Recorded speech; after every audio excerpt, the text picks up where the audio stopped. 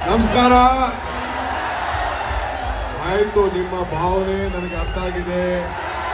ಈ ಬಾಸ್ ಬಗ್ಗೆ ಮಾತಾಡ್ತಾ ಇದ್ದೀವಿ, ಅವೆಲ್ಲ ಪಬ್ಲಿಕಲ್ಲಿ ಮಾತಾಡೋಕ್ಕಾಗಲ್ಲ. ತಾಳ್ಮೆಯಿಂದ ಇರಿ.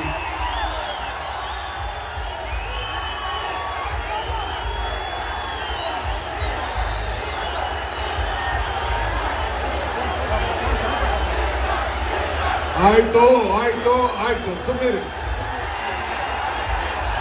ಎಲ್ಲ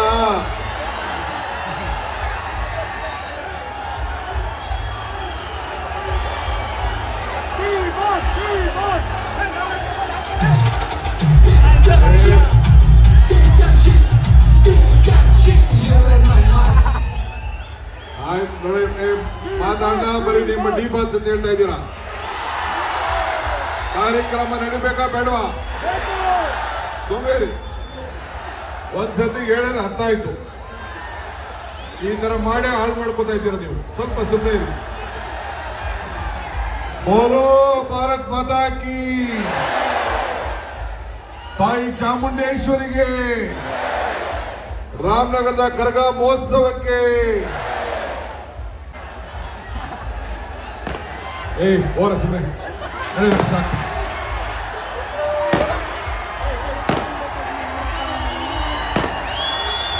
ಈ ಭಾಷೆ ಕಟ್ಕೊಂಡು ಹೋಲಿ ಅವರು.